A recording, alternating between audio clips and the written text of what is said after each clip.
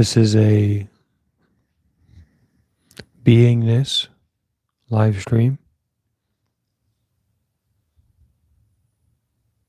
Whether you tune in the past, the present, or the future, that is the home of the beingness. Beingness is not about something, not about someone. And there's a lot of interest in these terms, in these topics. Not someone, not something.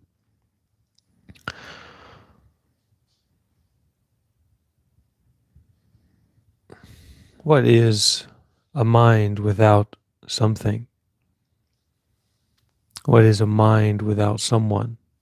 What is a human experience without beings or objects of the mind? And this really is the question that we're here to answer, to explore, to practice with. Not something, not someone, not some place, not some time, not some situation, not some experience. And that's to be taken literally. That's to be taken as a direct pointing out instruction concerned with the nature of the mind. And by extension, the nature of the situation that we find ourselves in.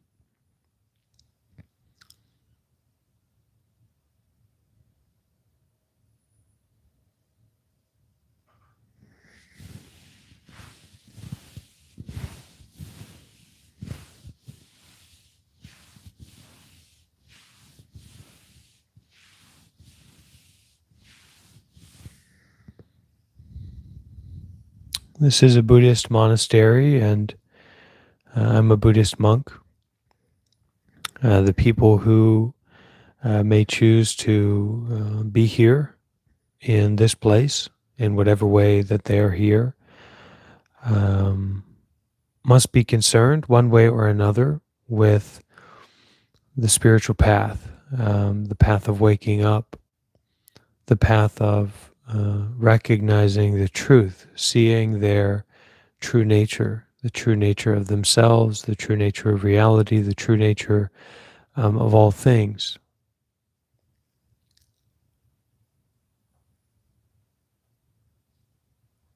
This cannot be explained, cannot be bought, cannot be sold, cannot be given or received. And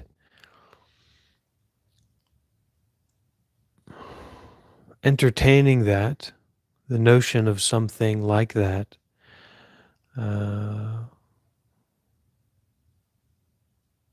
we have to be in the unknown.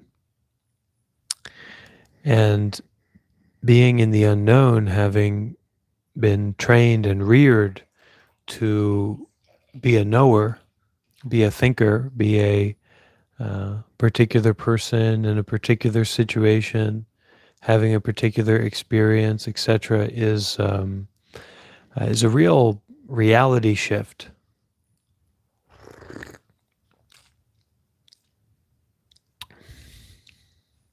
And at the beginning of my journey, and I'm sure many people's journeys, that reality shift can be quite jarring, and not everyone makes it to the other shore, and not everyone has the good chance or the opportunity to come across the Buddhist teachings, the path, the open door of Zen or of true nature, before getting lost in the sauce, so to speak, because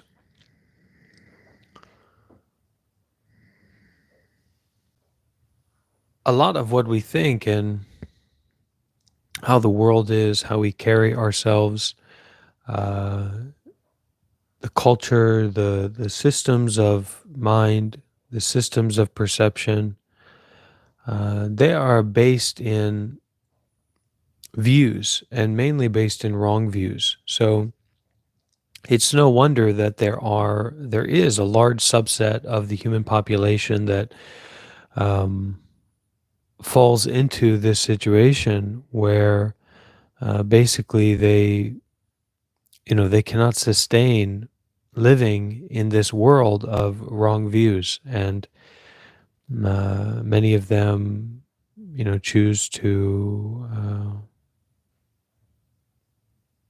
go down a dark path, and many of them choose to try to get out of this situation by means other than following the path. And of course, that doesn't work.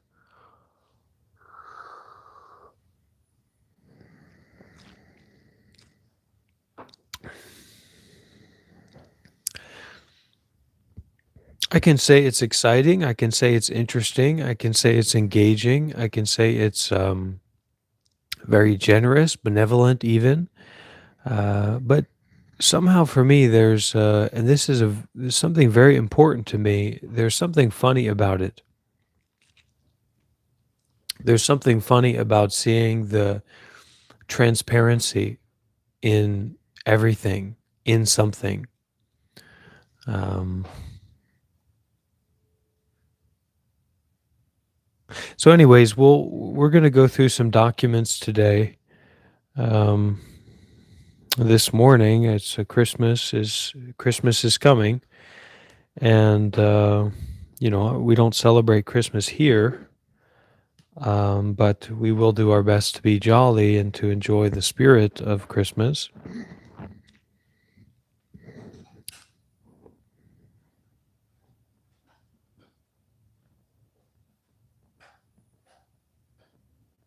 Well, let's key into this. There's some things that um, I'm not completely sure why, but basically is not suitable to share. Well, I am sure why. I do know a little bit about it. So there's some teachings that you can seem to understand. So it supports this sense of confidence in seemingness. And the truth or the nature and the teachings that come from that have nothing to do with appearances and have nothing to do with the seemingness of things, of ideas, of concepts, etc. And in the Tibetan school, these teachings are very well guarded. Certain teachings, certain ways of being taught, certain teachers, you just can't get in contact with them. You can't receive teachings from them, um, because it will confuse you and it will put you in a position. It will give you a supporting structure to continue supporting yourself. Excuse me. Yeah, to continue supporting yourself, which is confusion, because we're practicing no self here, and these teachings are about that. Which is not the point. It's not the point is not to be confused, but to be free from confusion. But we can look at this here and just unpack some of these documents. A great deal has been said up to this point. Now I will wrap it up in terms of three kinds of stopping and seeing. Now, this is a primordial technique. This is a primordial basis of the practice. Stop and see. Stopping and seeing.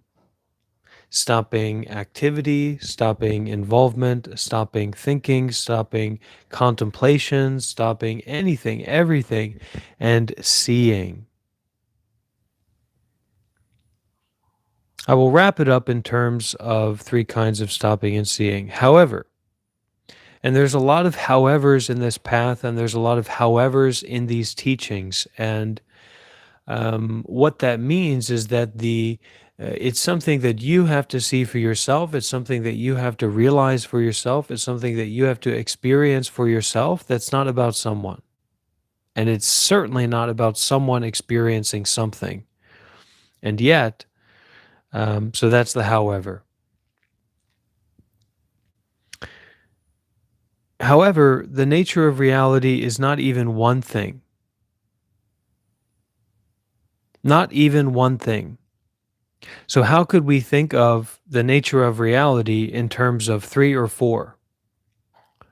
Now, when we are saying 1, 2, 3, or 4, we are saying that the nature of reality is the object of confusion. Suffering and its cause are the source of confusion. The nature of reality is the object of confusion. Suffering and its cause are the source of confusion.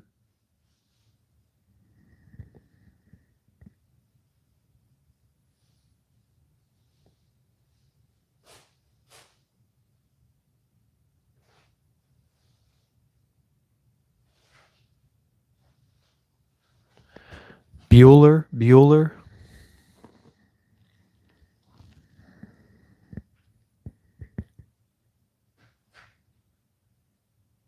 Now, when we are saying 1, 2, 3, or 4, this and that, this and this and that, we are saying that the nature of reality is the object of confusion. Suffering and its cause are the source of confusion.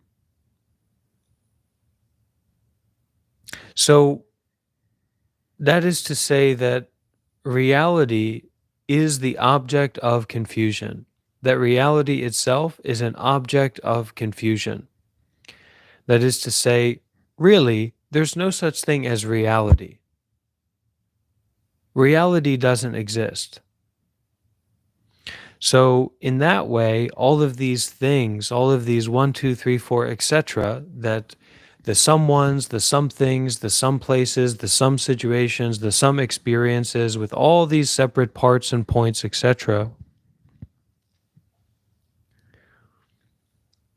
when we are saying that 1, 2, 3, or 4, we are saying that the nature of reality is the object of confusion. Suffering and its cause are the source of confusion. Suffering and its cause are the source of confusion.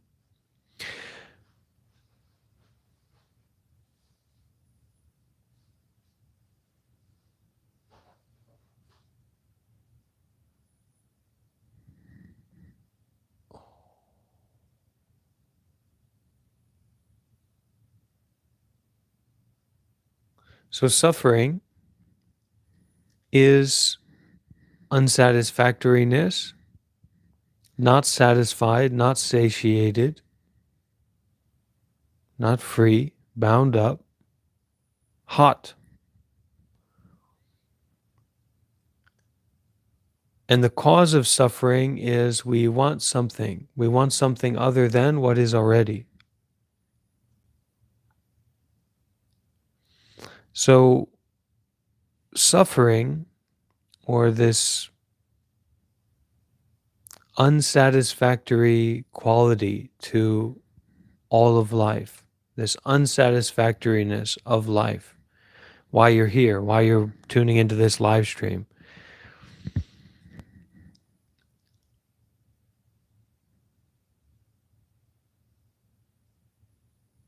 Unsatisfactoriness and the desire for that which is satisfactory is the source of confusion. And reality is the object of confusion. So the confusion is arising out of this unsatisfactoriness and this seeking for satisfactoriness. And the object of that confusion is what we call reality. So reality is an object of confusion.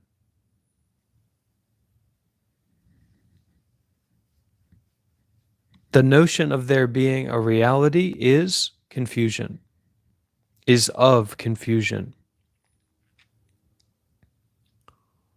In the source of confusion, there are differences in degree of gravity, while there is identity and detachment in the object of confusion. So, gravity here, let's take it as weight, heaviness, degree of heaviness, or degree of heat. There's varying degrees of heat.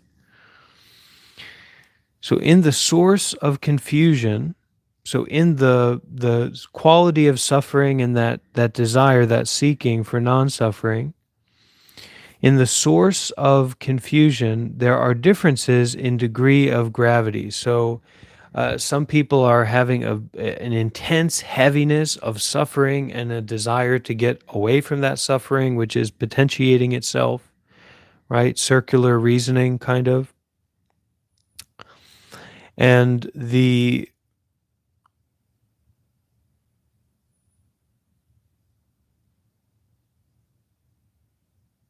And then there are people who are less so, a little bit more light on the feet. They're still grasping, there's still desire, there's still suffering, but it's much, much less. So there's degrees in gravity of the heaviness of that suffering and the cause of that suffering, which is that desire for non-suffering. What else would you do? I mean, what else could you desire but not to suffer? So you're suffering and you're desiring not to suffer. So you want to you desiring something else, but what is here is suffering, is not satisfactory. So you're desiring something that's satisfactory.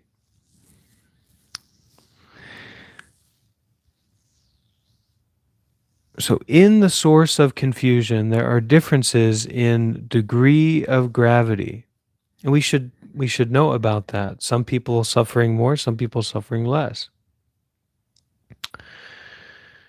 And also gravity here in the depth of the relevance that has to our life and how people affect us and how we work with people, right? Because it's not just gravity in a pointing towards the negative, but it's also a gravity pointing towards the positive, right? So it's a positive and negative depth of gravity. So you can have a depth of positive gravity, people who are suffering much less and are less afflicted, and you can have a negative depth of gravity, people who are suffering a lot and are more afflicted in a heavy way and in a less heavy way,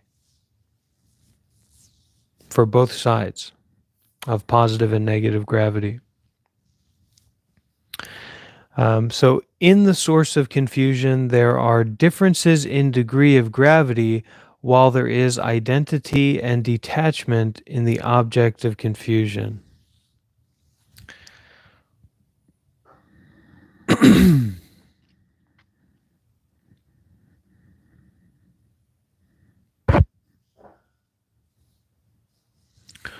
That one might be that might be my limiter. Someone was asking me recently, "What's my limiter?" I think that's probably it, because the grammar is. This is a text, really text I've been interested in for a while, but it's very dense, and I'm having the grammar here is. All right, let's go through it from the top. A great deal has been set up to this point, hasn't it? I mean, how many hours have I been doing these videos? Now I will wrap it up in terms of three kinds of stopping and seeing. All right, the emphasis of these teachings is to stop and see the way that it already is. However, the nature of reality is not even one thing. How could we think of it in terms of three or four? Now, when we are saying one, two, three, or four, we are saying that the nature of reality is the object of confusion. Suffering and its cause are the source of confusion. In the source of confusion, there are differences in degree of gravity, while there is identity and detachment in the object of confusion. So there are differences in the degree of gravity, while in the confusion there is identity and detachment. Now, I would expect it to say attachment, but it says detachment here.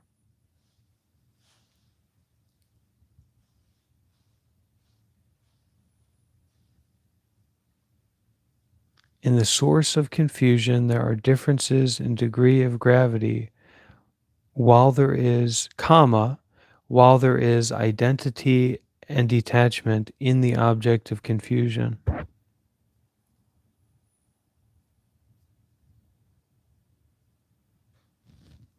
Any ideas from our humble and generous audience?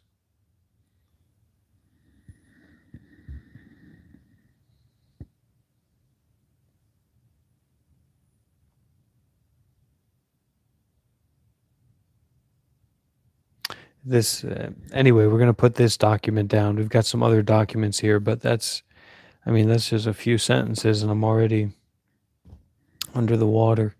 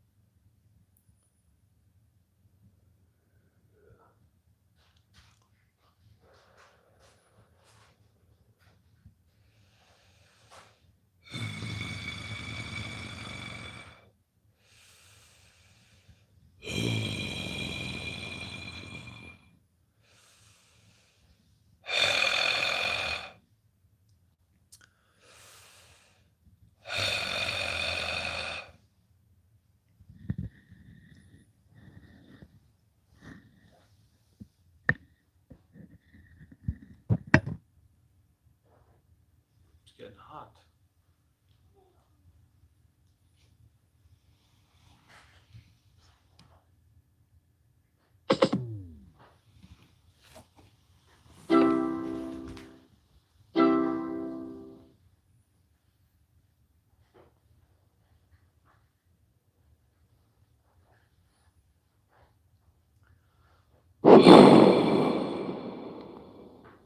App mode.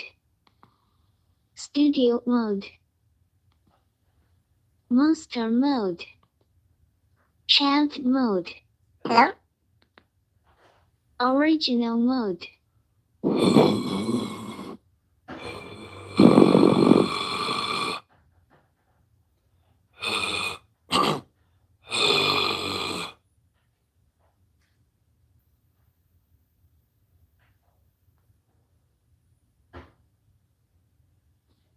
Hello?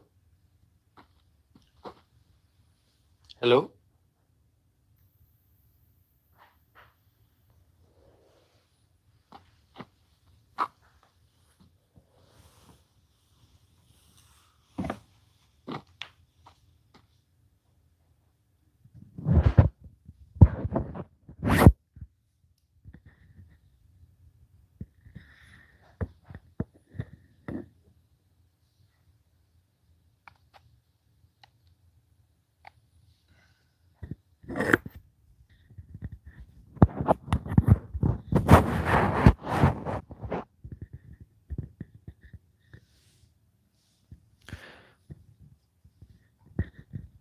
Hello?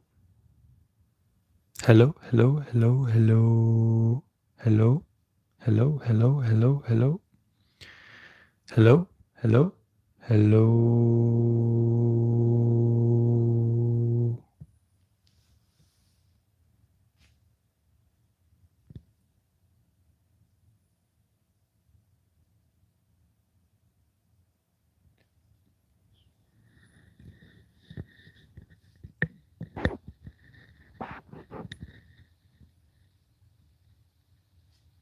Not, not someone, not somewhere, not something,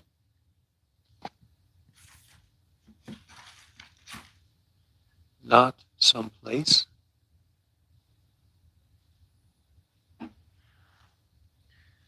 not some situation, not some experience.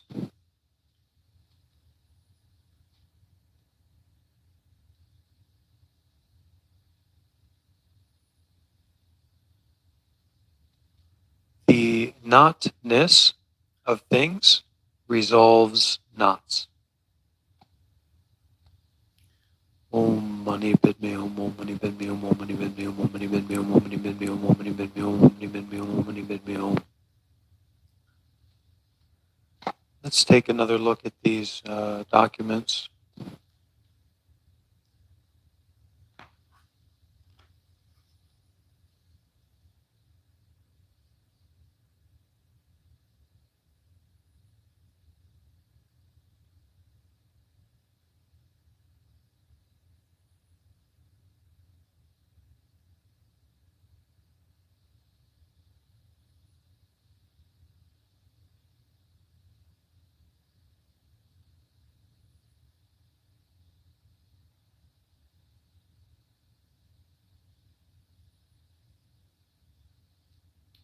Okay.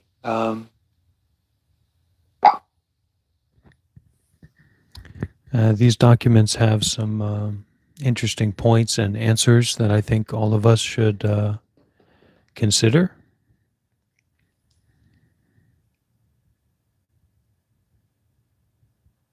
Is that all right?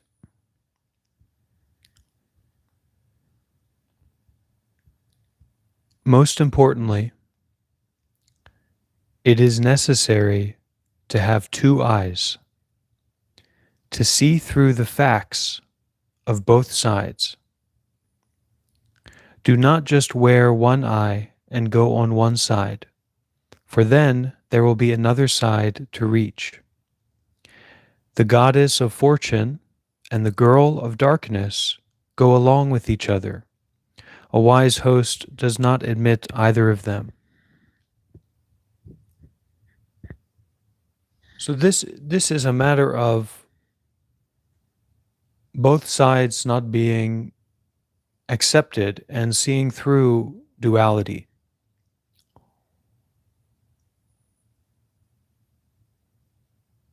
In our experience of seeing, of hearing, of breathing, having a body, having a mind, using these phenomenal aspects to see through dualism or right and wrong or good and bad, to see straight through. A wise host does not admit either good or bad means that a wise host, a wise facilitator, is not teaching good or bad, but teaching to see through duality. See through the notion that there is a solid good and a solid bad, because they are parts of the same piece, and that is a piece of nothingness evaporating, returning to itself, returning unto itself. Now, right now, if your mind is like space, only then does your study have accomplishment. So, right now, if your mind is like space, well, then what you've been doing and what you've been involved with, concerned with Buddhism, has some accomplishment. If you can see that the mind is like space, then you have some accomplishment. And a space that does not admit dualism. Just in the same way that space or nature does not admit better or worse. There's no such thing as better or worse. There's no such thing as good or bad in that sense of better or worse. An eminent master in India said, the Himalaya is compared to great nirvana. So the suchness or the isness, the greatness of the mountain as it is compared to great nirvana. The first patriarch of Zen in China, Bodhidharma, spoke of mind and mental conditions like wood or stone.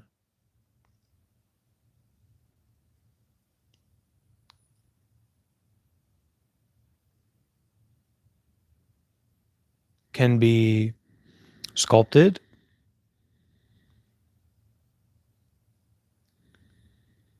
can be made use of, but you can only take so much. And as much as your life or your being, your spacious mind, Your spacious heart, body, mind is carrying wood and stone, or rather, all of these mind and mental objects or conditions. You can't walk, you can't move, you can't be effective in anything that you do. This is the essentialness of the fundamental practice of mindfulness and detachment. Aware of, detaching from. Detachment of awareness. The detachment of awareness. The freeing out, the clearing out, the resolution, the ending, the irrelevance of, the ending of phenomena originating from awareness of what is already, that is not something, originally. The third patriarch of Zen spoke of being immobile, forgetting conditionality, forgetting conditions. So being still or being non-mobile, not being in a way of movement or engagement or involvement, and forgetting the conditions, forgetting the temperature, forgetting the value judgments that you may place on the experience, inside or outside. The sixth patriarch of Zen said, "Don't think good or bad at all." The thinking of good or bad at all is what leads us down pathways of ignorance and attachment, or grasping onto things, or becoming someone, being bound up in the woodiness and the heaviness of the stone of someone, the lifelessness of someone. My late teacher said, "Be like someone lost, unable to tell their whereabouts." So, what is being like someone lost, unable to tell their whereabouts? Be like that. Unknown, open mind. Vivid, unknown. Master Seng Zhao spoke of shutting off cognition, blocking perception, solitary awareness, something obscure and unfathomable. So Master Seng Zhao, speaking of something, was speaking of the thing that is obscure and unfathomable. So a thing that is completely obscure and unfathomable. Manjushri said, "Mind is like space, so respect has nothing to regard. The most profound scripture is neither heard nor accepted and upheld." Right now, if you just don't look at or listen to anything at all, existent or not, your six senses shut off. You can thus uphold the scripture. If you study it in this way, only then do you have some accomplishment in practice. So, can we do that? If we don't look at it, look or listen to anything at all, existent or not, do the six senses shut off? Let's give this a try.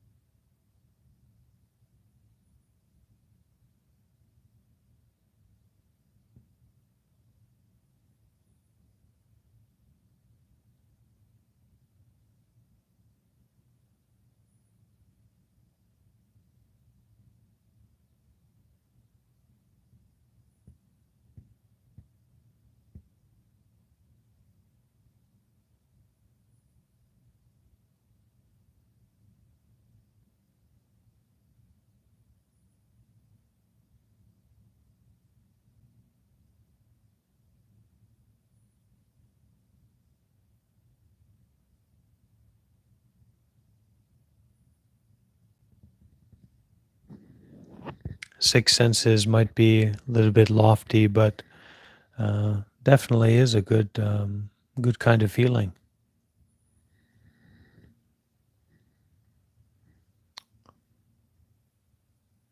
These words are offensive to hear and painful to say.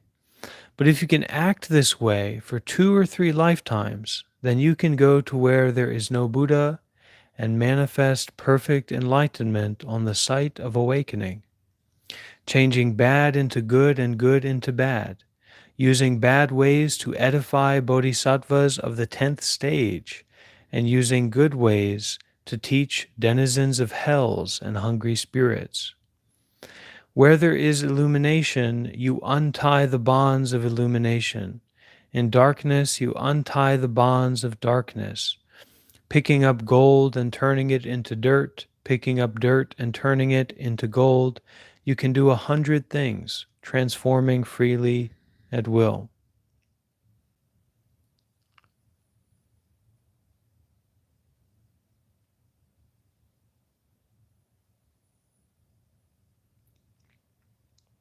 If there are any people seeking deliverance, even beyond worlds as numerous as grains of sand in a river, the Blessed One assumes the 32 marks of distinction and appears in front of them, speaking in the same language as they do, expounding the truth for them, enlightening them according to their capacities, changing forms in response to people, manifesting various different dispositions, detached from I and mine. Yet, these are all peripheral matters. This is still a minor function contained within the rubric of Buddhist service. As for the great function, the great body hides in formlessness. The great voice is concealed in rarefied sound. Like fire in wood, like the sound of a bell or a drum, you cannot say it exists or not before the causes and conditions are fully present. Whether born as an animal or in heaven, Buddha abandons it like snot. Bodhisattva's myriad practices through the 6 perfections are like riding a corpse to cross over to the shore, like having been in a prison latrine hole and then getting out. The Buddha puts on the 32 marks of distinction and calls them a filthy garment. The 6 perfections, of course, are charity, ethics, patience, effort, meditation, and insight.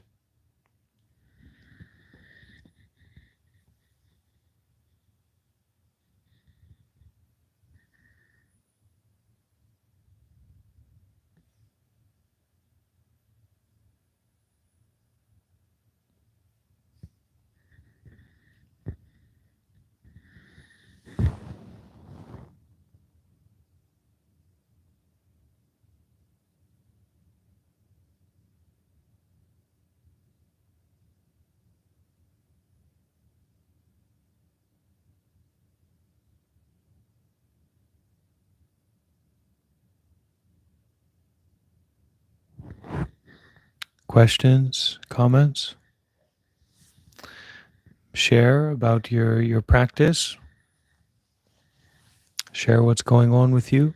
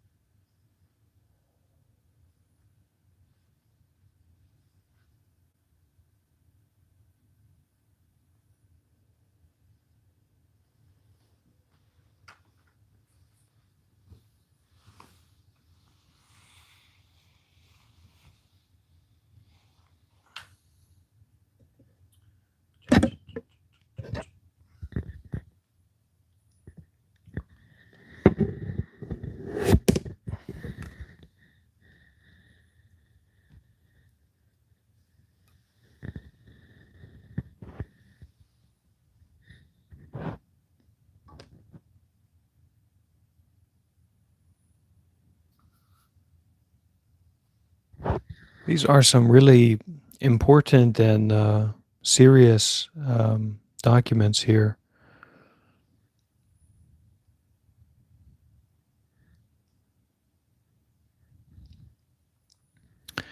Um, Let's look at this one. Ever new impermanent nature is the only truth for every living being and non-living being.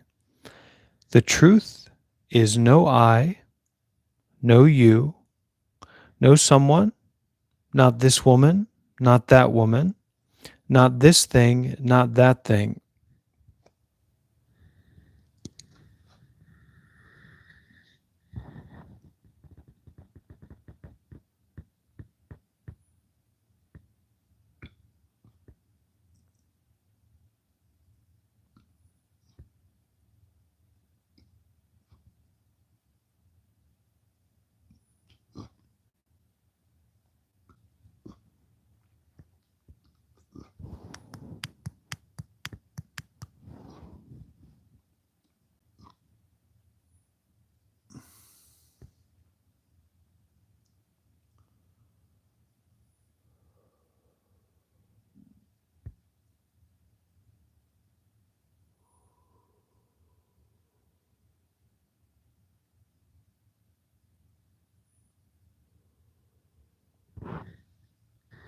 From the top.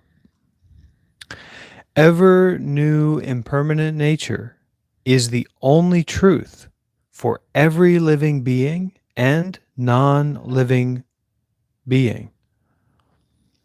The truth is no I, no you, no someone, not this man, not that man, not this thing, not that thing, not this place, not that place, not this time, not that time.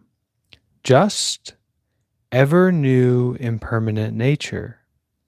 The knowledge that time is impermanent, places are impermanent, everyone is impermanent, and everything is impermanent is not complete understanding. If you focus on something or someone, there is misunderstanding that something is true, someone is true. In fact, ever new impermanent nature is true. We must try to focus on the truth when we are mindful. If we try to focus on the method, how to practice, we will be able to focus on the method. So also, if we try to focus on the truth, we will be able to focus on the truth, which is not something, not someone. The truth is to understand only. The truth is ever new impermanent nature. It is not something that is impermanent, not someone that is impermanent. Only ever new impermanent nature is happening, occurring, one after another, continuously, naturally. Now, you don't understand this. I don't understand this because you and I are someone or something, and that is not what this thing is talking about. This thing is talking about no thing. We may see some correlation here with the other documents. Now, so the practice methodology here? We must change our attention from something or someone or one place or one time to the truth, ever new impermanent nature. Now, Sayadaw talking here about some of his experience. Understanding about the truth made me free from my problems with myself and others, and also made me free from my belongings, free from my center, and from the belongings of others. I could focus on the truth so I could use my life and the lives of others in the right way, using only or using with mindfulness and detachment. More and more people have become interested in the center, in the meditation center, in Tabarwa, the lineage that I'm a part of, the temple, the tradition that I am a authorized Dhamma teacher in, an authorized meditation master in, Tabarwa. More and more people have become interested in the center. So there are more and more people here, and more good actions are taking place. In the beginning, there were many mistakes, many wrong actions in the center. I was very busy having to make decisions, teaching, and speaking. I may have made mistakes, but I focused on right understanding. I focused on the truth, to experience only, to do only. That's why right and wrong actions of mine and others were not a problem. I understood this truth, so I could work with many people. I taught the others to understand the truth like this.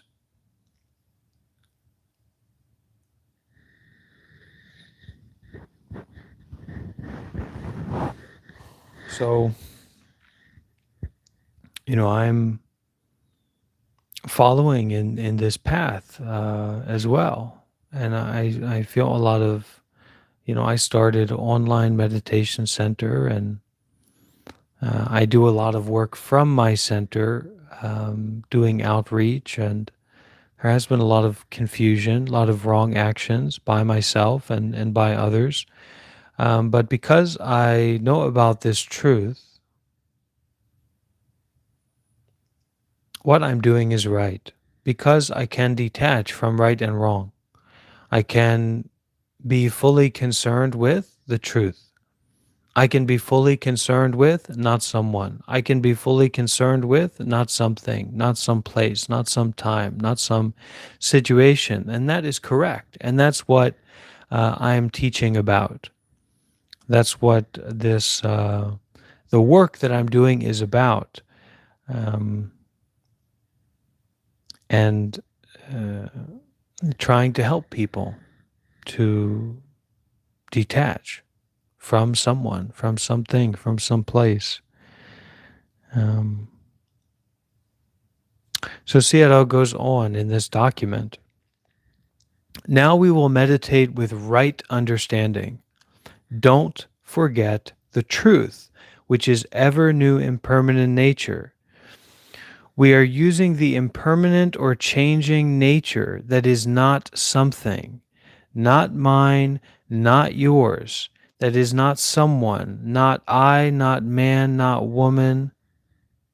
This is a uncomfortable truth, but it is the truth, and it is the methodology as well, because this is the solvent or the substance, being concerned with the truth that dissolves these wrong understandings, these wrong views about someone, some place, some situation. We should stand for this truth. We are always standing for ourselves. We are standing for someone. In fact, the truth is not someone. Someone is true only in the mind. Something is also not real. It is only in the mind. Things and beings or someones are mental phenomena, including yourself. You and I are mental phenomena. Wrong understanding is telling us this is I, this is mine. Wrong understanding and attachment are lying to us. Knowing this lie is knowing the truth. Knowing this lie is knowing the truth of mindfulness and detachment. Knowing this lie is knowing the truth of ever new impermanent nature. Relying on the truth. The truth is permanent. Ever new impermanent nature is permanent. No one can destroy it. No one can destroy ever new impermanent nature. No one can destroy not someone. No one can destroy not something. No one can destroy not some place. No one can destroy not some time. No one can destroy not some experience. No one can destroy it. Permanent nature is also permanent by nature. No one can possess it. We should do good deeds for the truth or concerned with the truth. We should be mindful of the truth, not for me, not for my family, just for the truth, that is, doing only. Be mindful on the present happening with the right understanding. If we are mindful on the breathing, knowing that breathing is impermanent is not complete. Be mindful on the breathing with the right understanding that impermanent nature is breathing. So, in being mindful on the breathing, don't be thinking about or focusing about how the breathing is, but rather that will not be correct. Be mindful on breathing with the right understanding that not someone is breathing, that impermanent nature is breathing. Impermanent nature is knowing the breathing. Knowing that the action of mindfulness is impermanent is not complete. The action of mindfulness is the power of impermanent nature. Knowing like this is complete. No one is practicing meditation. Only the impermanent nature is practicing meditation. The action of mindfulness is also not mine, not yours. It is the action of ever new impermanent nature. With this right understanding, we must detach from the wrong understanding of someone, some place, some time, some situation, some experience. From Sayadaw's talk at the Fuxan Monastery in Ho Chi Minh City.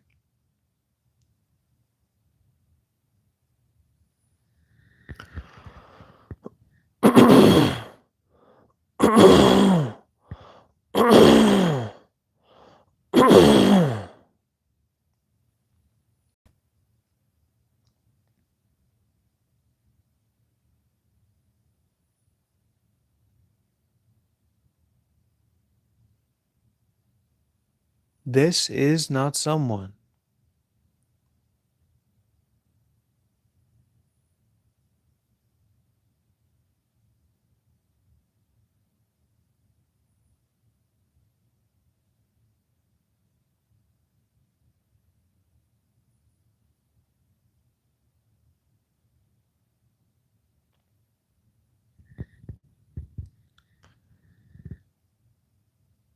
This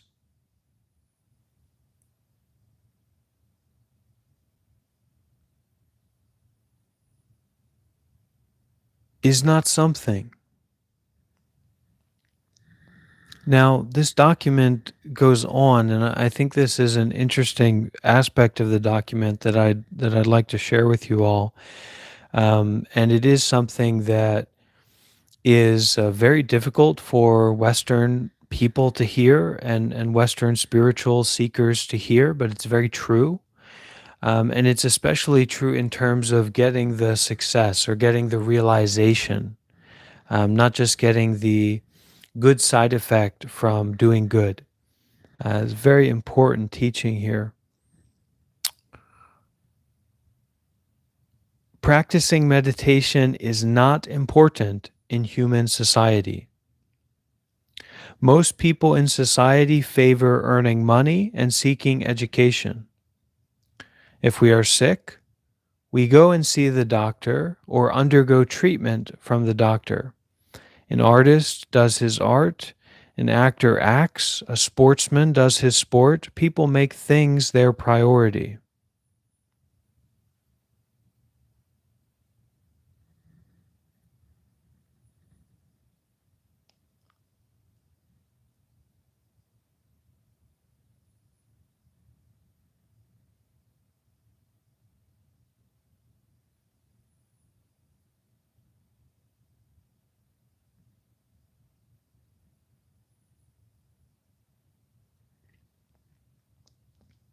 Here at Tabarwa Center, there are elderly people and sick people. They try to keep the precepts.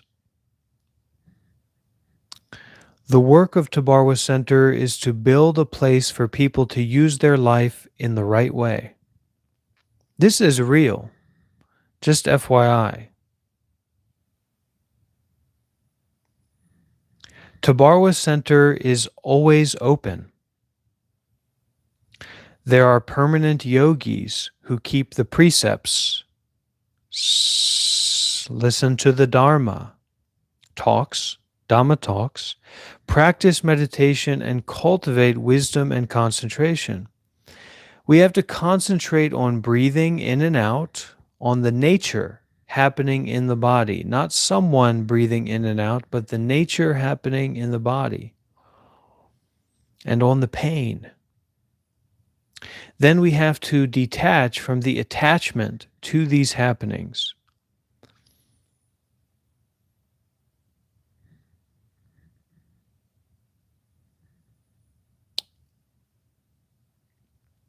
One can understand my breathing in, my breathing out, and my pain. But we might or might not understand the truth. If we understand, now this is a pinnacle point, this is a praxis point of what we're talking about here, okay? We might understand or we might not understand the truth. If we understand, we have attachment to understanding. If we don't understand, we have attachment to not understanding. So it is not about understanding or not understanding. Let's get it clear. We will also have attachment to having a body. The main point is the attachment to self, the attachment to being someone, to man, woman, animal, or between teacher and student. There is attachment. It exists in every animal. Animals cannot detach from attachments. This is the separation factor with animals and human beings. Listen to this. There is attachment, and the main point is attachment to self, the attachment to being someone, to being a man, to being an animal, to being a teacher, to being a student, to being a good person, to being a bad person. There is attachment. It exists in every animal. Animals cannot detach from attachments. They cannot understand how to listen to Dhamma talks. Human beings can understand Dhamma. Animals cannot understand. Human beings can listen to Dhamma talks. We live in the era of Buddha's dispensation.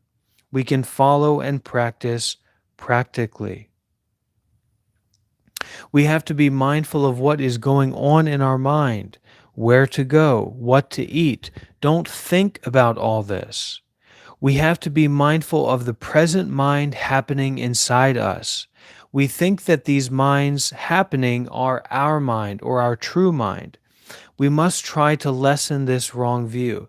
So we must try to lessen the wrong view that the mental phenomena, thoughts, opinions, perceptions, views, someone, something, etc., are your mind.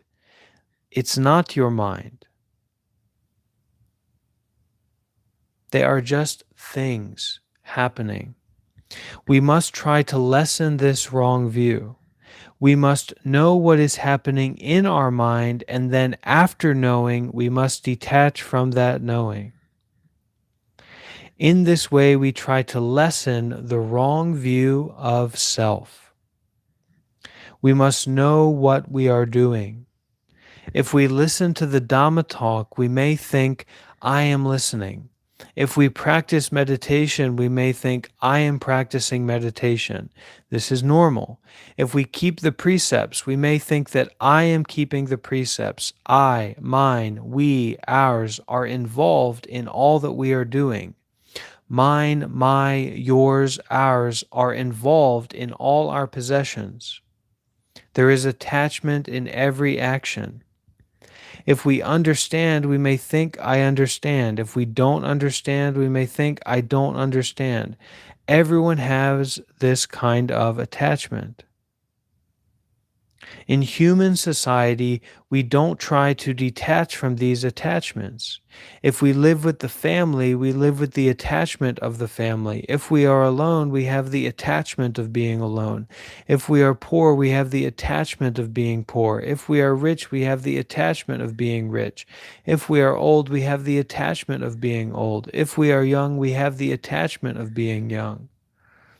There are the attachments, whether we are human or animal, we live with attachments. Now, this is a pinnacle point. Living with attachment is living with greed, anger, and delusion, like an animal. There is no choice for the animal, but for the human, we have a chance to know that we have attachment. That is, we have a chance to know that we have anger. We have a chance to know that we have greed. We have a chance to know that we have delusion. Try to practice as real human beings, not like animals. The meditation center, this meditation center, Tabarwa meditation centers all around the world that are open full time, that offer food, shelter, and housing, medical care, and whatever you need freely, indefinitely, for the long term. Open now.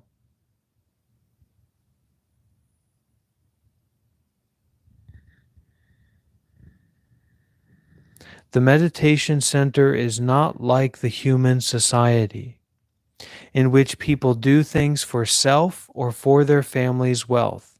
It is not like politics. It is not like social affairs. One must know one has attachments. One is doing with attachment. One is doing for self, doing for one's family. One must know that attachment is involved. One must try to lessen these attachments.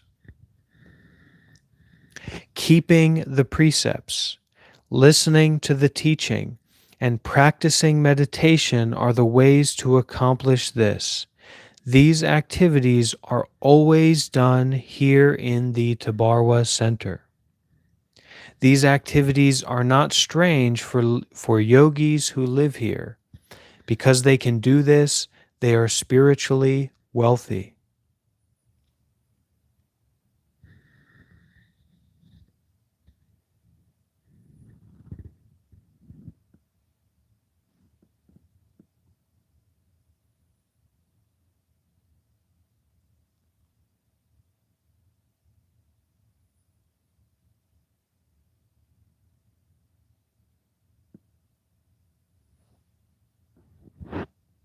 Questions?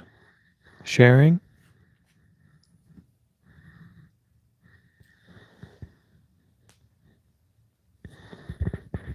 Any questions or sharing from the humble audience?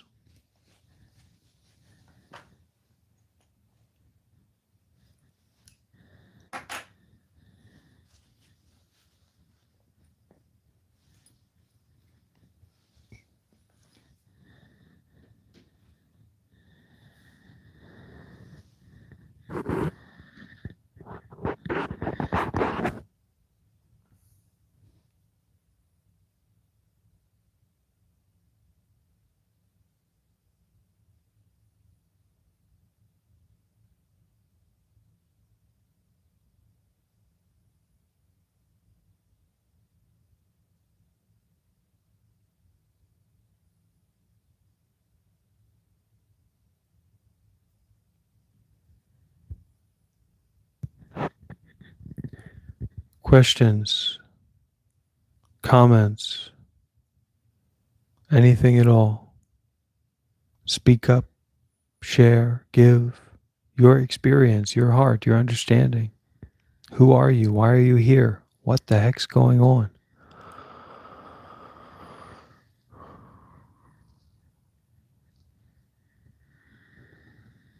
Who are you? Where are you? What's going on?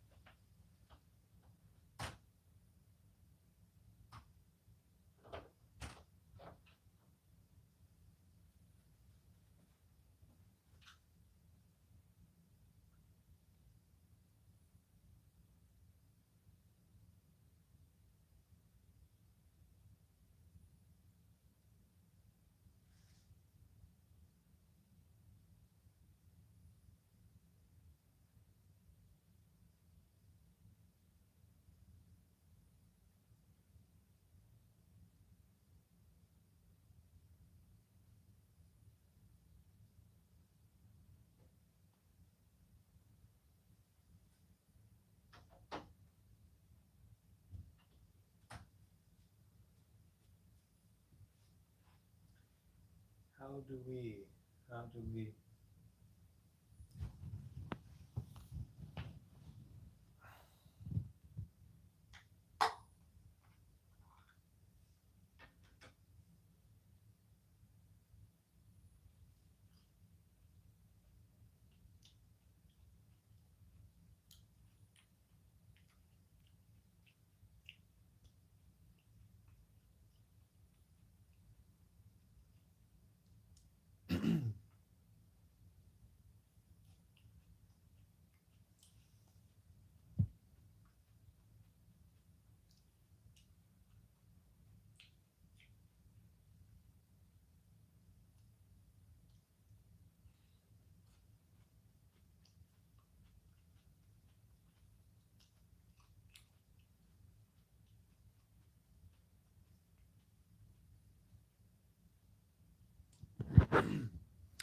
What is your job, Fly?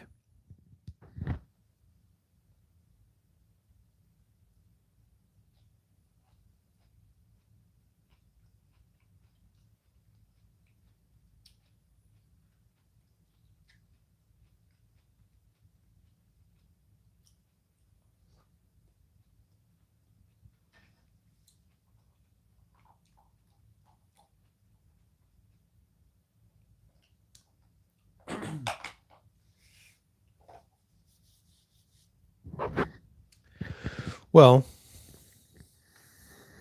it's just like being unemployed. You had a job, now you don't.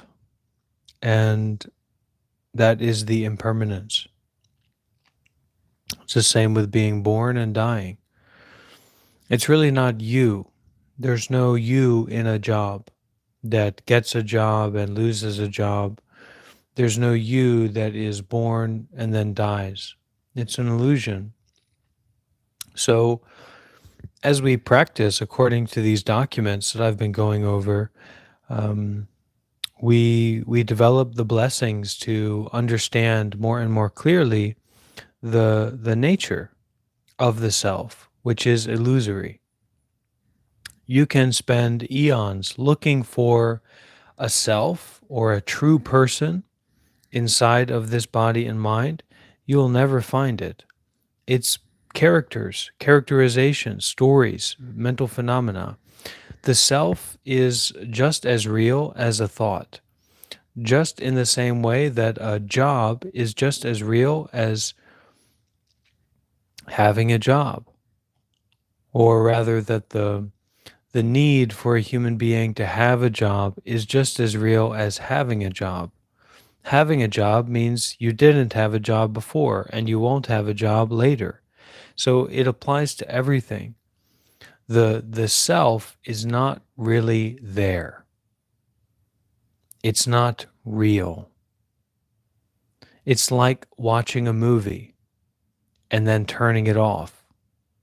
We watched it, we're convinced by it, we believed in it. It was very interesting and fantastic and engaging, and yet it's gone. We don't have a memory of it.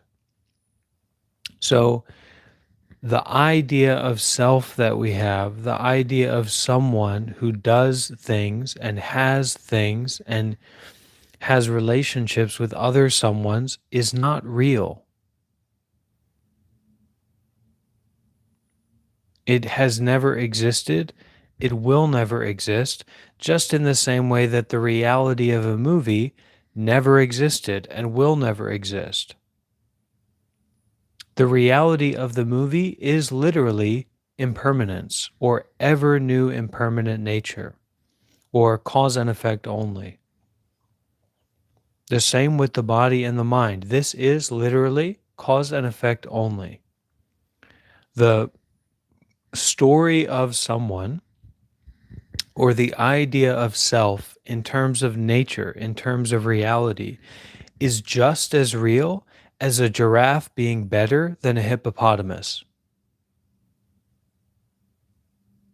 It's equally real to that.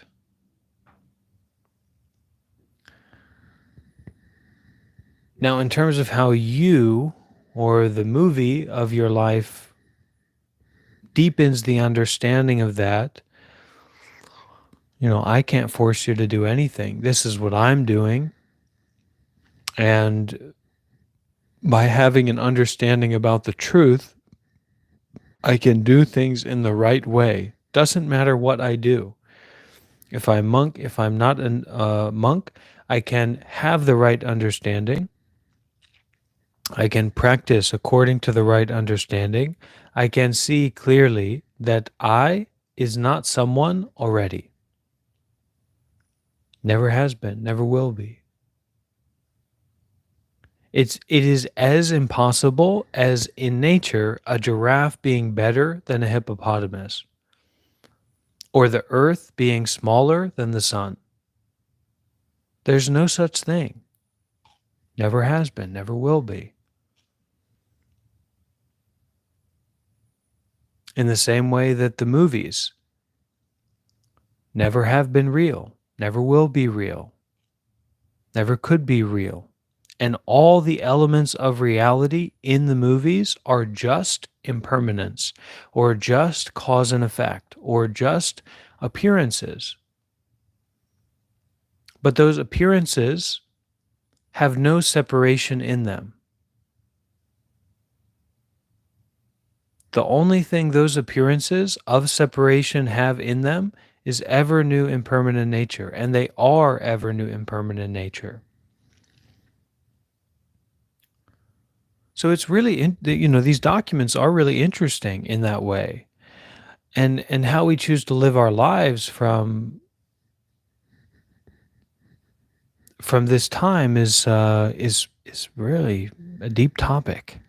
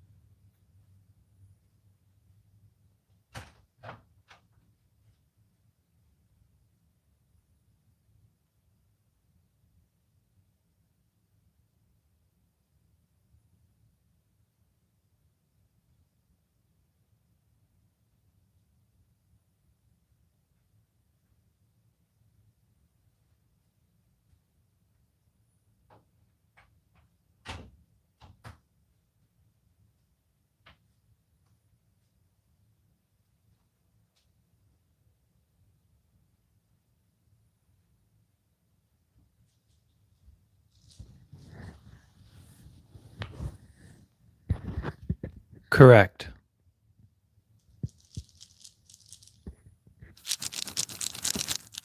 A little bit of ASMR for no self, for not someone.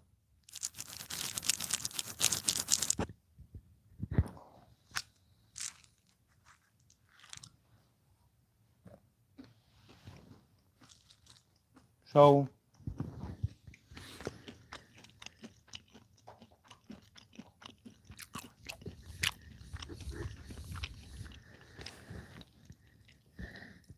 there's no threat of violence here because violence is based in separation. Greed, anger, delusion is based on attachment, and there's no encouragement or interest in attachment, especially in that way here, now. And even if there was, it would be ever new impermanent nature. So it'd be to be mindful of and detached from only. And that's the power of the Buddha, the Dhamma, and the Sangha.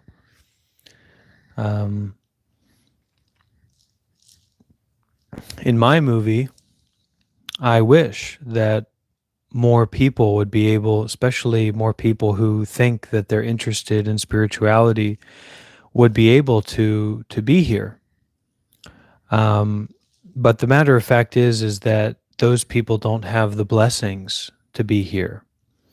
They are bound up in the animal realm, or they are bound up in the lower realms of anger, greed, desire, fear. And those people may never in this life get the chance to come across a real teacher, a real path. Um, and for some people, it's not good, but at least for them, it allows them to continue living the movie in the way that is comfortable and suitable for them. My live streams and my teachings are an invitation to get out of the movie.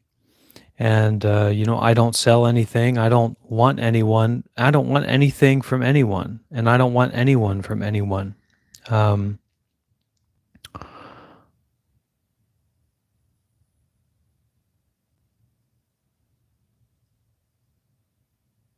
this is not a normal situation. I am not a normal person because I am not someone. And I'm not interested in being someone. I'm interested in doing good deeds more and more and more beyond my limitations with mindfulness and detachment.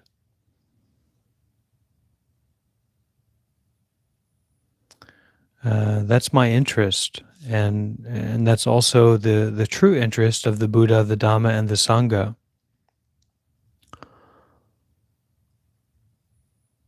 It's really difficult for Westerners to hear this message because so much of our conditioning is antithetical to generosity. It's antithetical to even beginning to entertain the notion that the self is not real, never has been real, never will be real, never could be real, because we're too busy watching reels on Instagram.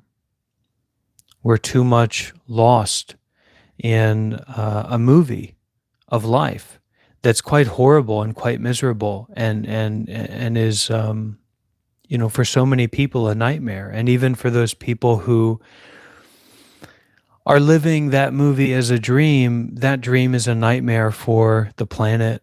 That dream is a nightmare for the people in need of this world. So, as much as we can, to do good deeds more and more, and to be mindful more and more, and to be generous more and more, concerned with the Buddha, the Dhamma, and the Sangha, we will be more and more sure to get success on this spiritual path, which is really the most precious thing that we can do as human beings, not only for ourselves but also for the planet. And like I've said, and I'll say again, Tabarwa is a real organization. We have meditation centers all around the world. We are buying more properties in America, uh, more than $800,000 being offered to buy new property in America to start new meditation center, um, where people can come and live for free, be fed, be housed, be offered medical care, and also have an opportunity to be a long-term volunteer, to become a yogi, to become a full-time meditator, and also to become a monk or a nun freely, and in terms of freedom, not in terms of uh, becoming religious. So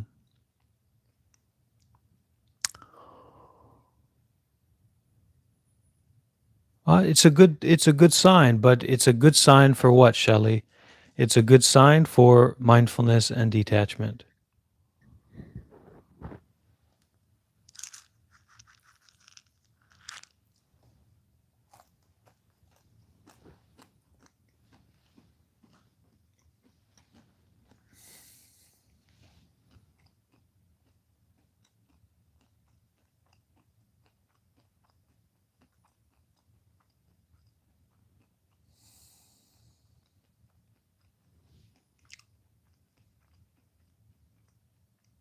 Hmm.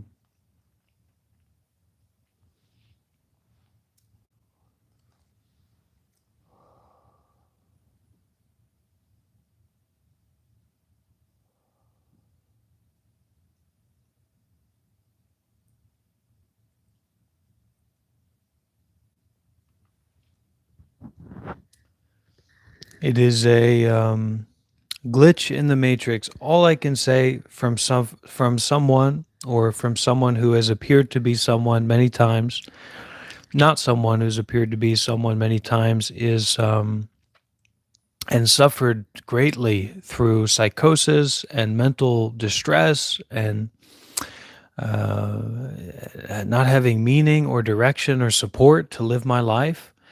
Um, Follow the white rabbit. And I is not the white rabbit.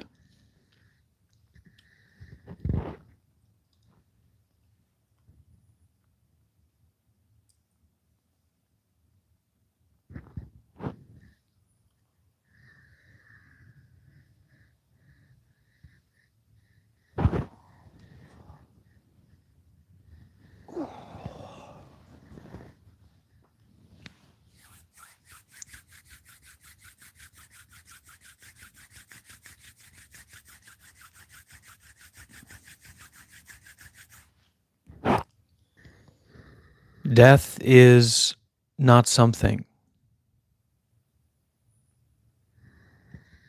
Life is not something. Reality is not something. Ever new impermanent nature is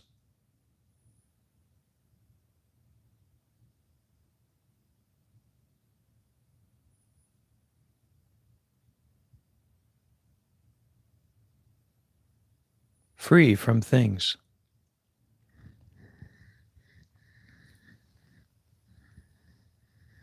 In the same way that space is free from things.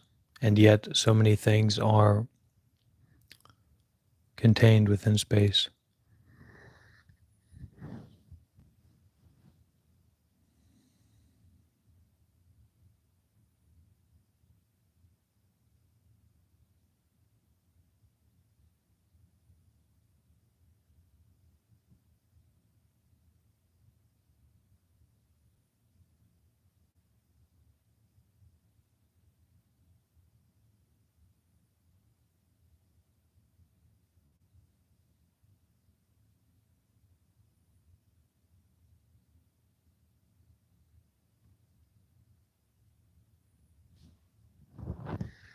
Nothing is happening.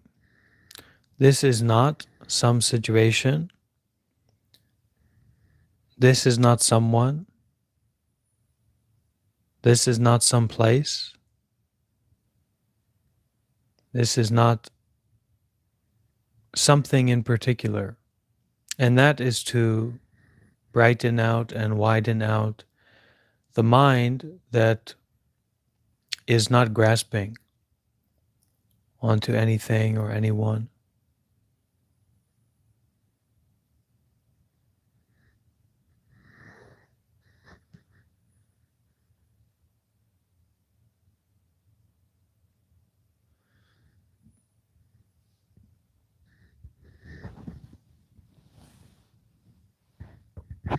Well, if 1,600 people are watching, that's really interesting. Welcome, everyone. Glad to have you here. I'm Bhante Varrapanyo. I'm an American Buddhist monk. This is my YouTube channel where I try to dispel the illusion of self with the support and guidance of the Buddha, the Dhamma, and the Sangha. I'm not sure if there is anything that I can do here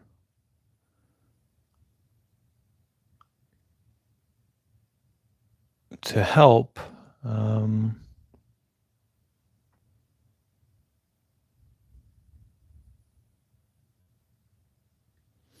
But I will try. And we do these live streams. I try to do these live streams as often as I can. I'm in California right now, following my teacher, Master Sayadaw Ashen Uttamatara from Myanmar.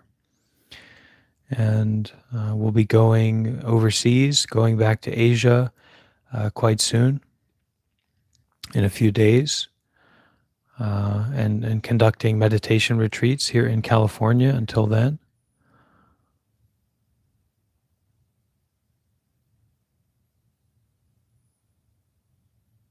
But let me show everyone something. It may be very interesting.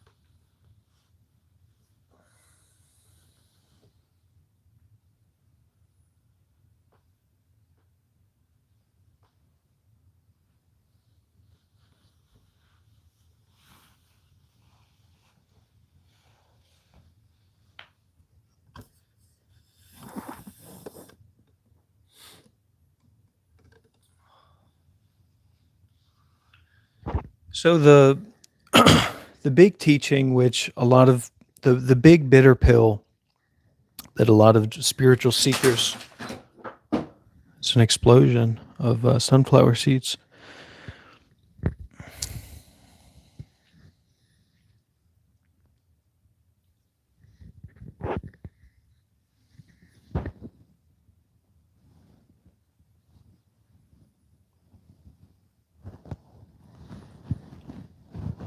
The big bitter pill that a lot of spiritual people don't want to, may swallow, but don't want to digest and process,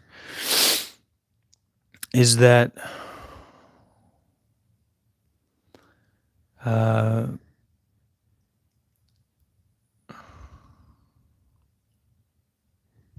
well, maybe I'll have some more then.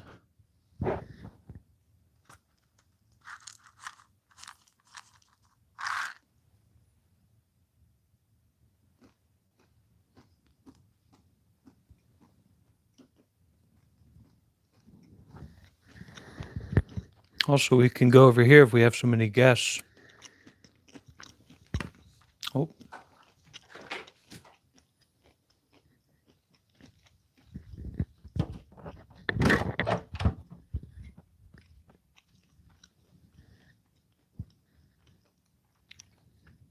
into the darkness. And God said, "May there be light." And there was.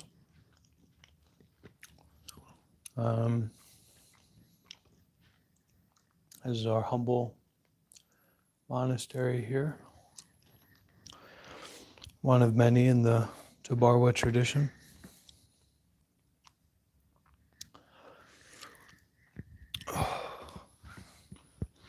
I can take a lot of anxiety. I've had a lot of anxiety, and I've got a good tolerance for it. Someone mentioned, and I'm sure anyone here can relate. You know, usually we have a few people coming in and out, and then we have 1,000 people or so, and you know, I can't explain that, and yet that's what it apparently is. Well, let's go over here. Actually, this is my teacher. Often sits here.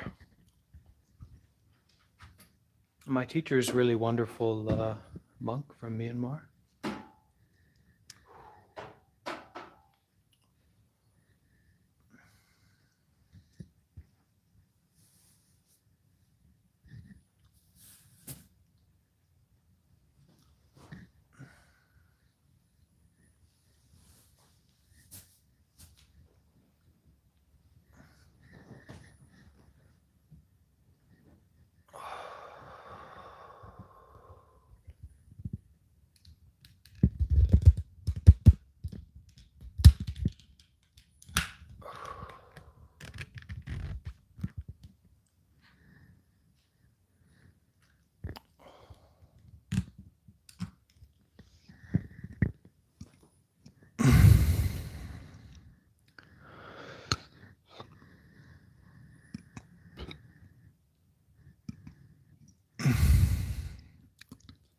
There's one of my favorite Buddhas behind me here.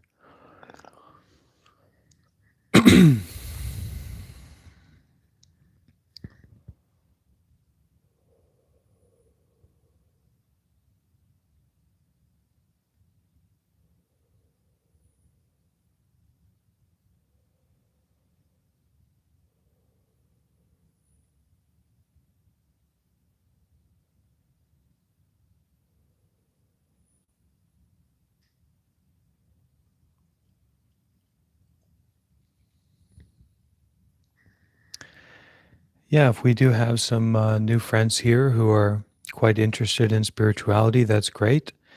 Um, for whatever reason, you may not be able to leave a comment, but you can leave a like, and I'll see that. So I'll see you if you leave a like. Um, and I want to share this important point on the off chance that there are some new spiritual seekers coming across this.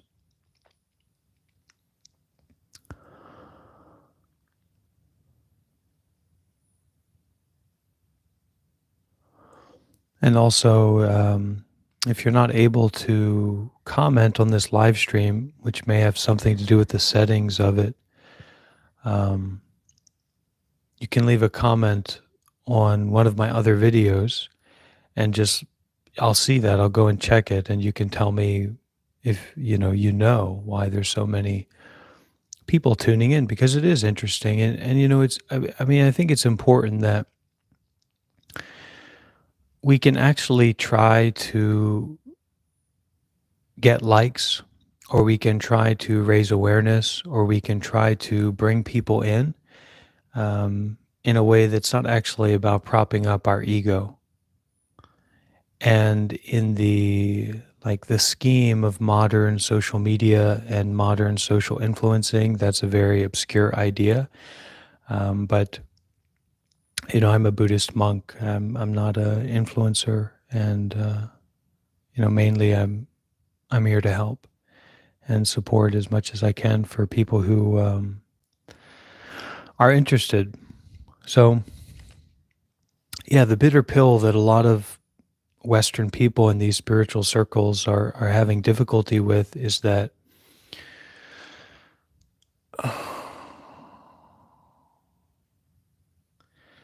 the path is not about yourself.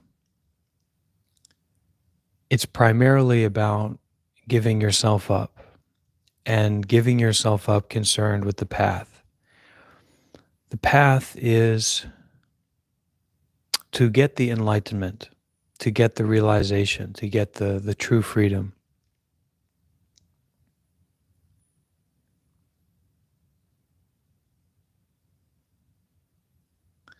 And this path of getting the true freedom didn't pop out of nowhere. It really comes from the Buddha.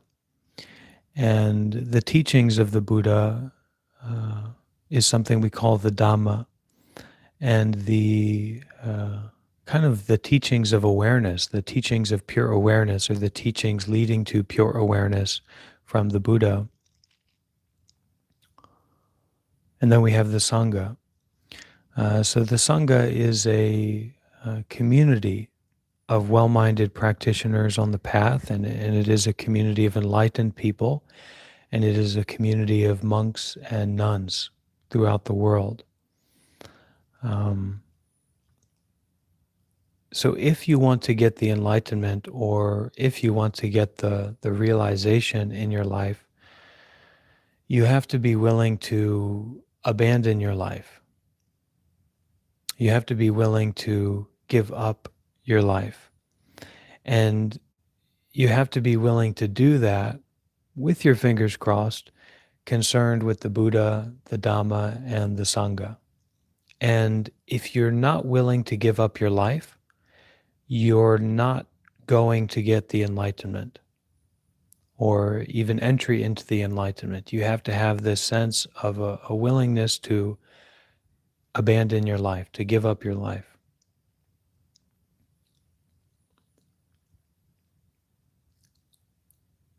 So if you have that, you can come to India next month And you can be a volunteer, or you can practice meditation full time as a yogi.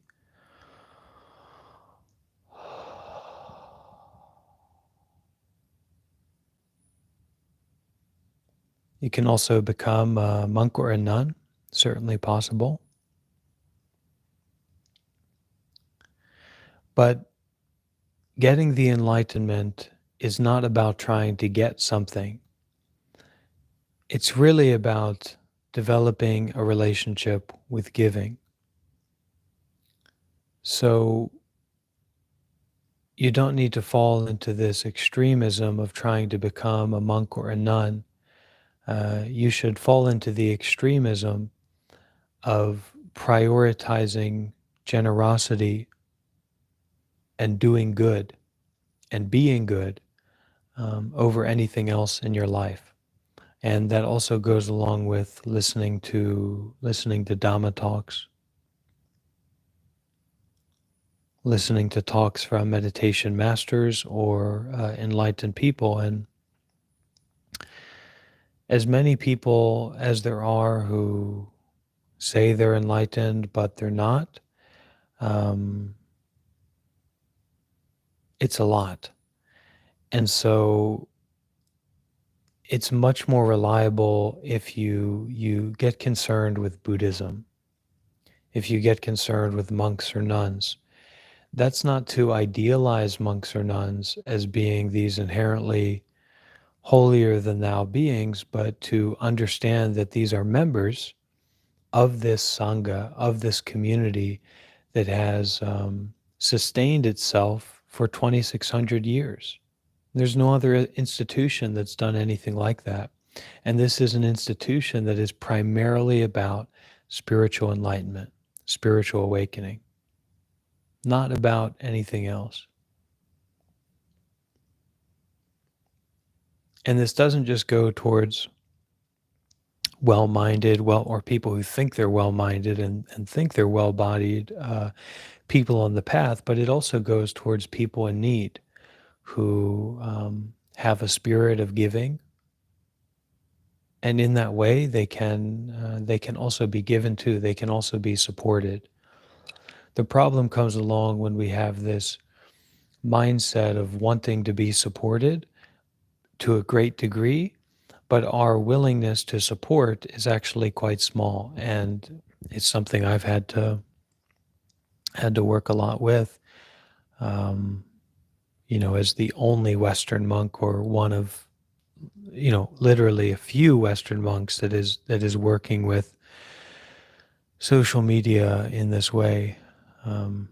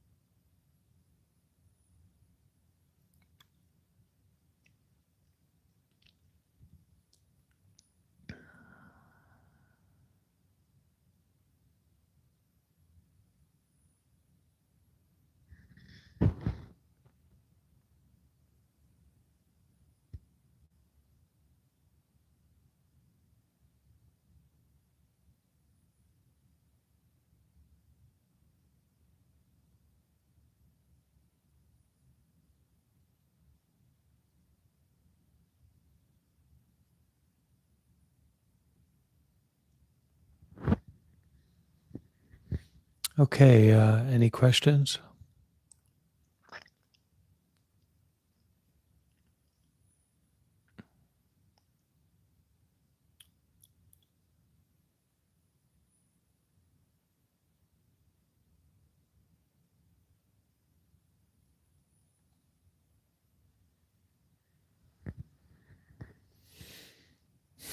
And it means that if we really want to get spiritual development and success, we have to join a community that's about that. We have to learn from people who are much more experienced than we are in that. That's been my experience. So, like when, when these numbers jump up and it seems to be there's all these people watching, and, um, that's very much my wish and my desire for more and more people to come across this, not to follow me or believe in me, but I want people to have access to this and come across it and learn about it. I want to be an access point, um, because it gives me more inspiration to teach more and more and more, and give so much energy to it. Um, but so when that happens, my body reacts. Sense of, this kind of juice machine in here. I fully understand it, but something in here is like a juice machine, and it puts those feelings of, I won't call it anything because it's not something in particular, but it's certainly a juice machine in there. And that juice starts coming out, and then the mind grasps onto that, the mind reacts to that, and then it's, maybe excitement or fear or self-consciousness. These things come up, and then there's a corresponding expression. And so the wrong understanding is that that is someone. It's just cause and effect. It's just a happening. And that is that place of not someone and not something and just cause and effect, or just ever new impermanent nature, where reality is an object of truth, or reality is an object of awareness rather than confusion, because the wrong understanding is not there, understanding of self or someone.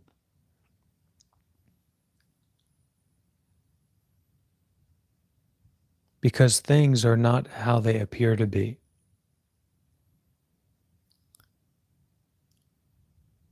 Seems like many people are watching, but maybe many people aren't watching. Seems like this is a good person, but maybe they're not a good person. Seems like this person is a bad person, maybe they're not a bad person. What is a good or bad person anyway? There's no such thing. That's why in the documents we were looking at, it talked about using both eyes to see through the duality of right and wrong and good and bad. And in that sense, we can say that you have true vision, or that you're reliable, because you know how to see clearly, you know how to see accurately, not based on duality, not based on grasping, not based on attachment, but based on mindfulness and detachment, which is much more important than, anything else that we do in our lives for the most part.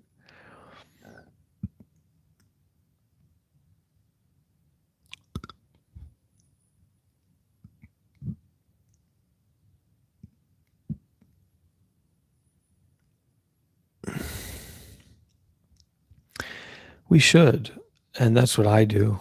Um, as I get more involved with the path, the more my idea of success changes, um, to be away from what I was taught success is, and maybe what I imagine success is. To have many followers, to have many people tuning in to my live streams, to have many people supporting me or being interested in my work and what I have to say, towards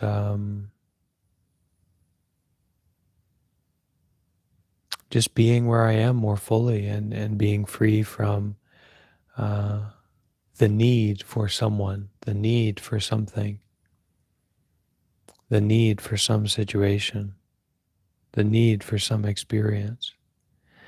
And then what seems to facilitate that and support that is this seeking for experiences that will humble me, and experiences that will actually be quite difficult.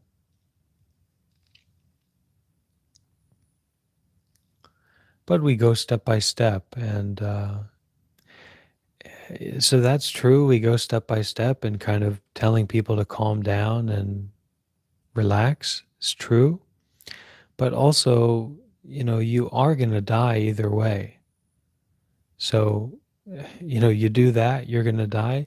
You go for the whole thing, you're going to die in that way too. So that's actually a point of mindfulness and detachment, and then the step by step of mindfulness and detachment, rather than seeking after an ideal, because uh, who can live up to an ideal? Nobody can, because there is nobody. The ideal is just as real as somebody, which is not real, just a mental phenomena, just a thought.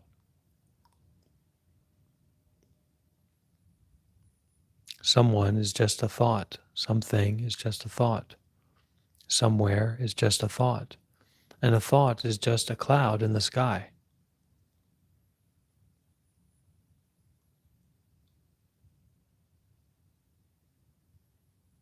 Have to be patient, because this in particular is something that takes time.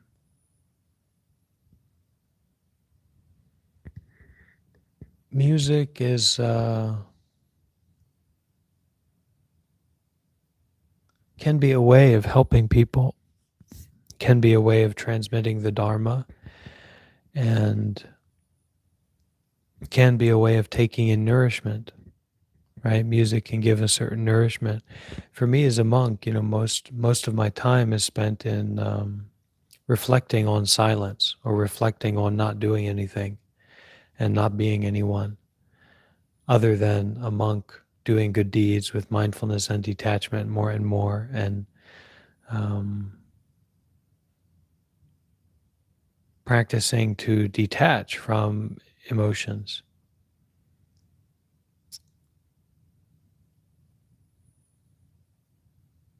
and how to empower um, emotions that are based on detachment, which is like compassion or forgiveness or kindness, or the difficult, really difficult one is uh,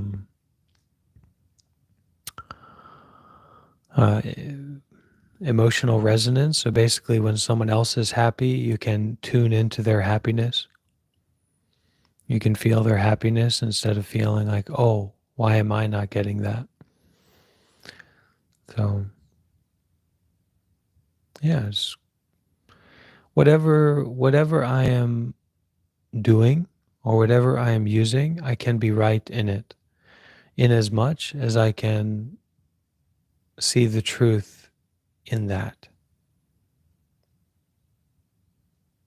As much as I can come home, then I am right. As much as I cannot come home, then I am not right.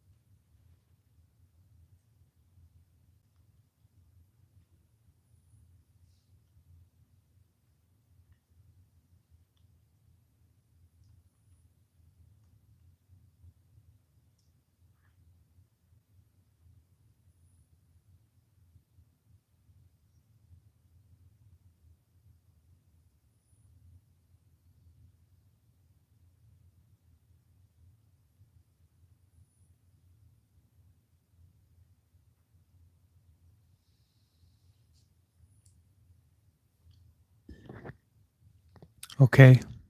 Any other questions? I have to clean up the field of lithium that is all over the floor.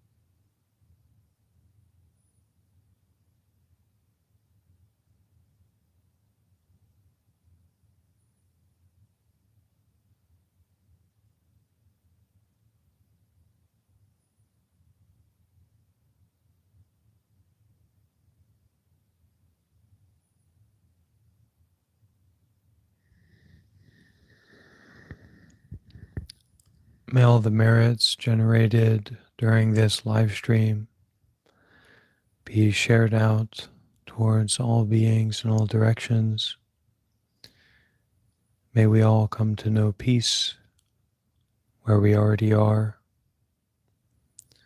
May all of the seeds of goodness that we plant become beautiful trees with many fruits that we can share limitlessly.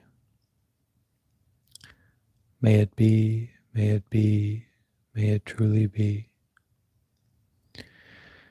Kudo emya, emya, emya. Udo jabaguno. Tadu, tadu, tadu. Udo emya, emya, emya. Udo jabagudo. Tadu, tadu, tadu. Udo emya, emya, emya. Guro